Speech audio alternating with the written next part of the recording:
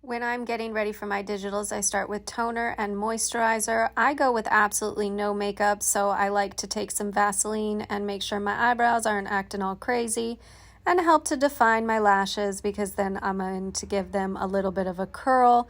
I prefer to do absolutely no makeup. Do whatever works best for you and whatever your agency has told you to do. I then add a little bit of Aquaphor, making sure that my lips look nice and hydrated. And then I take my hair out of these braids. I put them in the night before because I like to avoid heat. And your digitals are supposed to look the way that you would show up to a casting. And typically my hair is going to be braided at night. And for any casting, this is how I would show up. So I give it a little fluff and flip, brush it out. You could add a little bit of shine serum, but you don't have to go crazy with the product, and make sure you have a hair tie.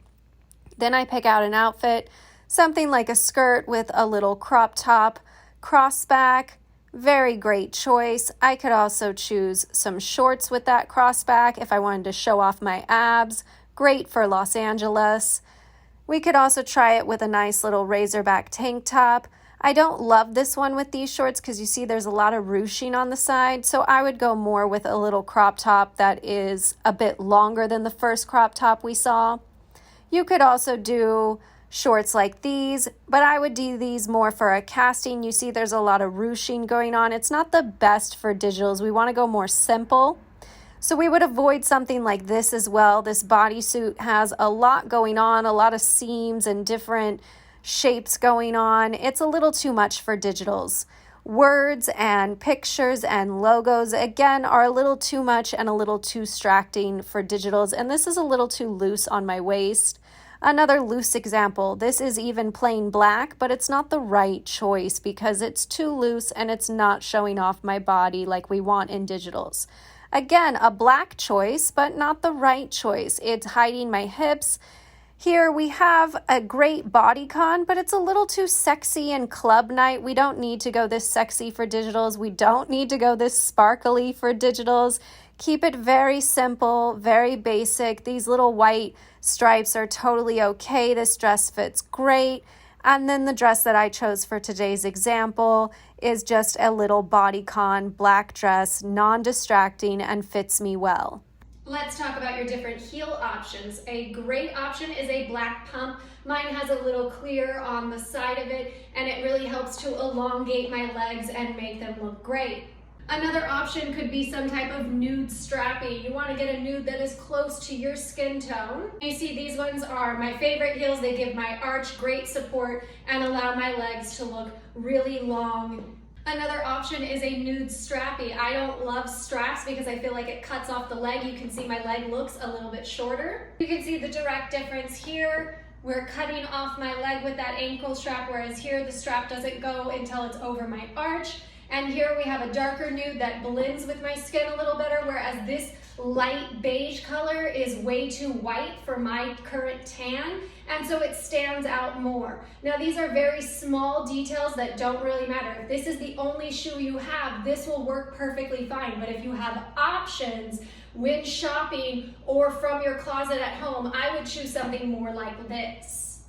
Another way that you could use that strap to your advantage is if you're wearing pants, it doesn't really matter, so you could get away with it. And if you're somebody who's really tall and you're trying to make your legs look a little less than a mile long, that strap could help to break up your mile-long legs. When we're just talking digitals, not talking about a runway walk, I would avoid a strappy heel. Some of you might like a strappy heel because it cages your foot in, which allows you to have a more stable walk at a casting.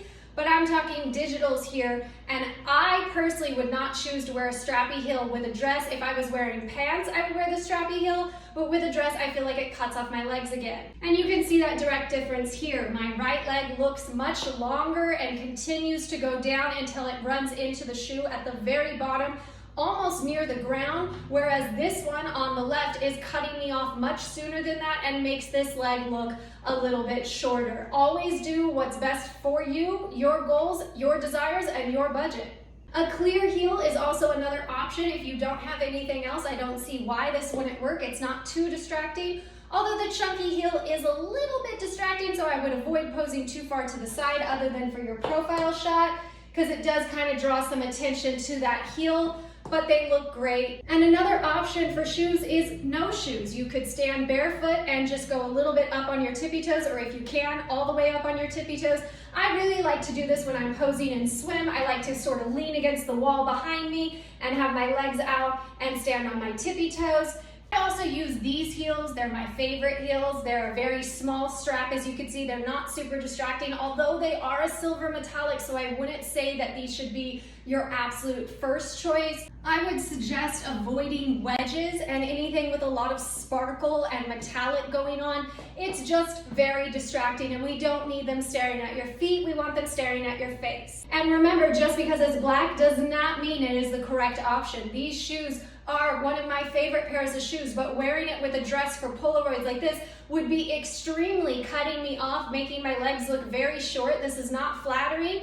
When it comes to your setup, you're looking for a plain wall with little to no distracting features and some good lighting. We want to avoid direct lighting. If you have set up for maybe acting, you could use those lightings like I do here. So you see me setting up and then get my tripod together. I use an app called LensBuddy, where you can choose the amount of seconds between the shots, the amount of shots it's taking, and then an initial timer to get the app going. I highly suggest this app. It's free. And then I clean my camera. Make sure you clean your camera. I wondered why my photos looked funny all morning. It's because I didn't clean the camera. So I did. Now shake out that hair, shake out the nerves, get the dress looking good, and then you can start your timer. And this is what it will sound like in the app. 5, 4, 3, 2, 1. So as the app is taking photos for you, you want to move around and get all kinds of different poses, different expressions, different arm movements, different hair placements. Move the camera and tripod around and make sure you're getting some head shots, some 3/4 body shots, some profile shots. You can get some 45-degree angles. You can move your hair around, show off your personality, and just make sure you're getting a variety of shots and a variety of expressions and poses. It's easier to go back and delete them later. Add some lighting if you need it, and make sure you are checking your hair throughout. I like to do a whole set with my hair down and then a whole set with my hair back in a ponytail. Again, getting those profiles, those 45-degree angles, those full bodies, then moving that camera and getting some 3/4 body shots, moving the camera again and getting some head shots. Make sure you, again, are checking your hair and your skin throughout, making sure you don't have to go back and edit things later. Getting all those profile shots, the fun shots, the personality shots, even showing off my tattoos. And LensBuddy makes it very easy to look at them all, select your favorites, and download them. And you should end up with a headshot, a nice profile shot that can be headshot, or you can shoot your profile full body. I like to have both. Have a 3/4 body shot and have a full body shot. I also like to get my hair from the back to show the length. And by now you should know how to take digitals on your own. And if you have any questions, feel free to leave them in the comments, and watch out for a new video every week.